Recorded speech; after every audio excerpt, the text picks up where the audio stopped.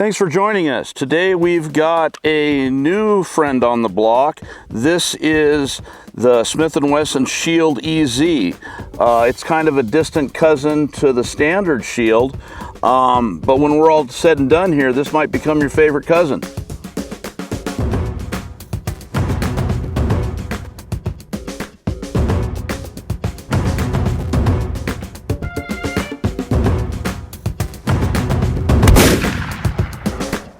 Thanks for joining us here on Shoot of the Series. I'm Ed Thorell, and we'd like to welcome you back for another episode.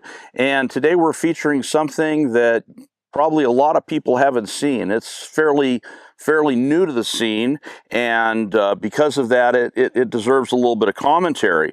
Before we go any further, I just wanted to show that we are safe and clear, so we can have a conversation, and we'll get back to live fire in just a little bit. Anyway, this is the Smith & Wesson Shield EZ in 9mm. This one in particular is a performance center model, but they'll slick things up, but you get a lot of the same basic features just on the standard model.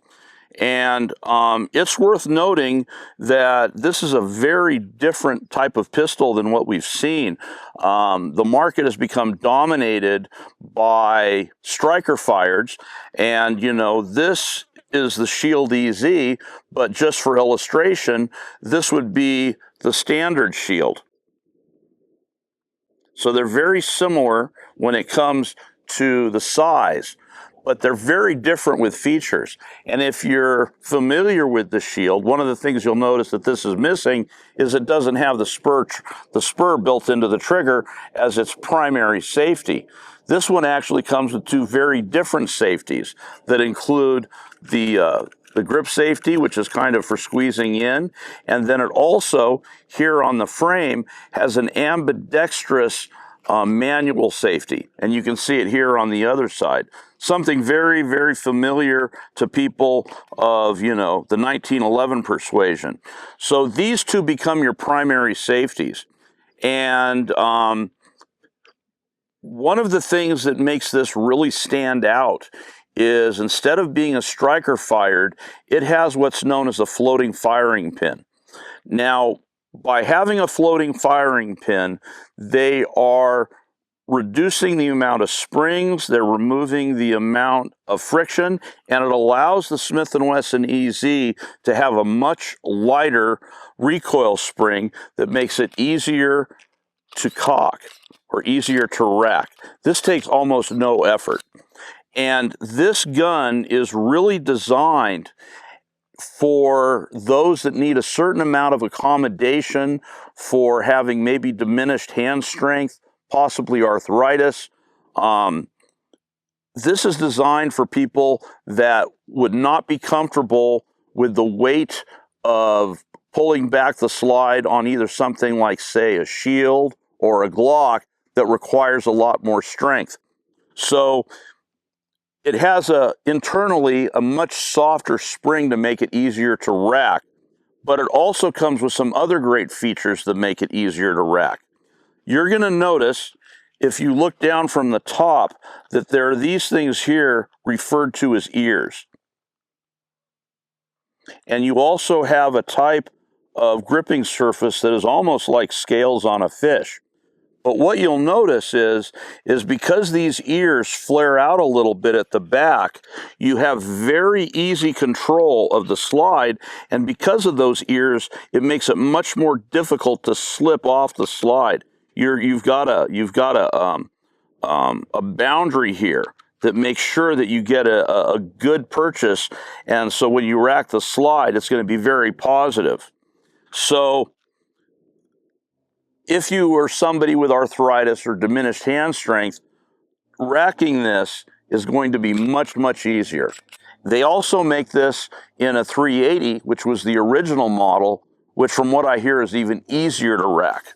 Now, let's talk a little bit about some of the features on the gun, starting from the top down. And these have some very high visibility 3-dot sights that use a fluorescent tube that lights up in the sun. And you'll notice if you look at the top, there's going to be windows so that the light can actually enter those and make them glow more. And you'll see the same thing on the front sight.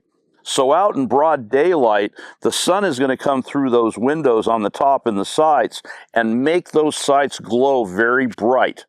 So for somebody that isn't an experienced shooter, you're going to have a very quick sight picture as these glow very bright green.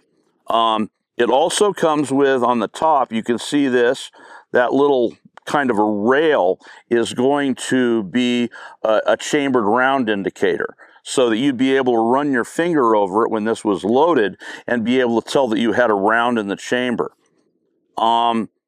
It has some interesting features. It's worth noting that you have the slide-mounted safety, like is familiar with the 1911, but it's very innovative. You could actually have them up, but still be able to rack the slide, which is kind of innovative. You can have the gun on safe, rack the slide, and it stays safe. Now, the other big safety feature that really stands out is the grip safety at the back. And with other grip safeties, like on the XD or the 1911, when this is pushed in, it will go completely flush. You won't feel that grip safety on the back of your palm. And, you know, my main concern with that is you might get a hot spot if you spend all day shooting. It may not be a big deal, but I mean, this is the one thing that really stands out to me, in that it's not a flush fit. It's also worth noting that your magazine release is actually reversible for right hand or left hand. So this is something that's very good for ambidextrous, for lefties, because you can switch out your mag release or have safeties on both sides of the frame, depending on what side you favor. It's got nice, you know, grip texture here. And what I want to do is I'm going to load the pistol and put a few rounds through it and show you some of the other features that are best seen, you know, when the gun's actually hot and ready to be fired. So, load it up. You can see me rack the slide here, how easy this is. 2 fingers. Doesn't take much to get this to go. All right, put a few rounds through it. Oh, safety on. Means the safety works.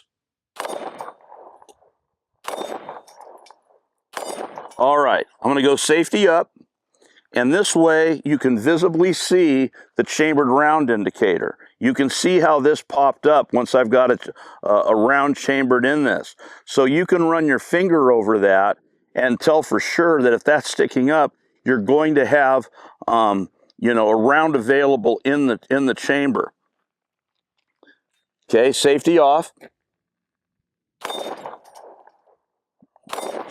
It's very intuitive with those bright sights. Let me put a couple on the paper just to see what this looks like in terms of accuracy for bullseye shooting. First one was good. The second one pulled a little bit to the left.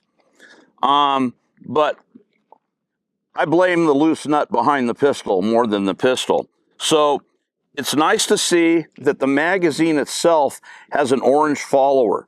That high visibility is going to let you know that the magazine is empty. Now what I'm going to do is I'm going to drop the mag. I'm going to reholster the pistol. And I'm going to show you why this magazine is one of my favorite pieces within this kit.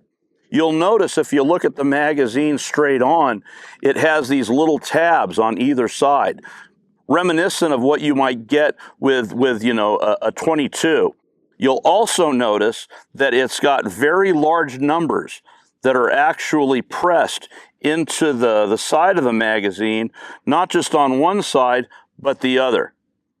The other big plus that I really like is the magazine is skeletonized. You can look right through that and tell what your round count is.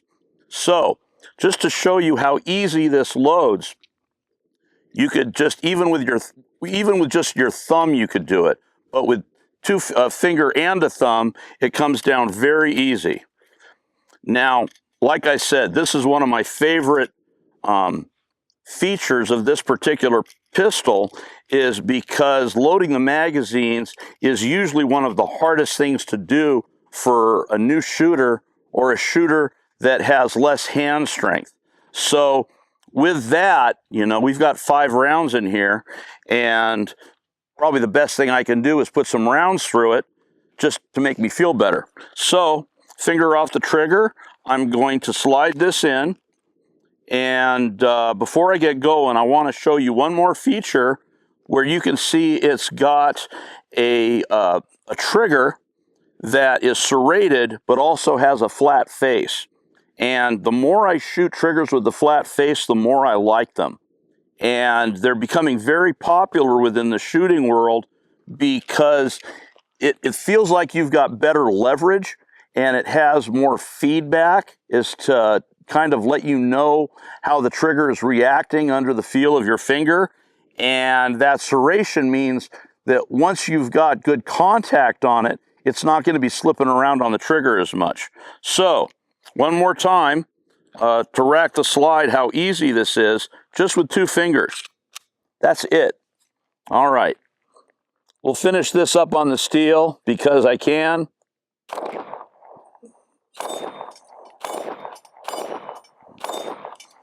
That's really nice. This is a really smooth shooter, and for new shooters that need a level of accommodation to make the gun easier to run and easier to operate, I think that this is a fantastic choice for the people who would never actually be able to get into more conventional gun like the Glock. This gives people a really good opportunity for getting into a quality 9mm that's going to be easier to run, doesn't have what I consider to be a whole lot of recoil, and has a lot of great features for accommodating those that would otherwise have a tough time with it. So I like it. Time will tell, but I mean, I didn't feel any hot spots because of the grip safety, so I'm going to call that good. Anyway, we'd like to thank you for joining us on Shoot of the Series, and we hope that you like, share, and subscribe so you never miss an episode. On behalf of the cast and the crew, we'd like to thank you for coming by, and stick around because we've got a lot more to come. Y'all take care.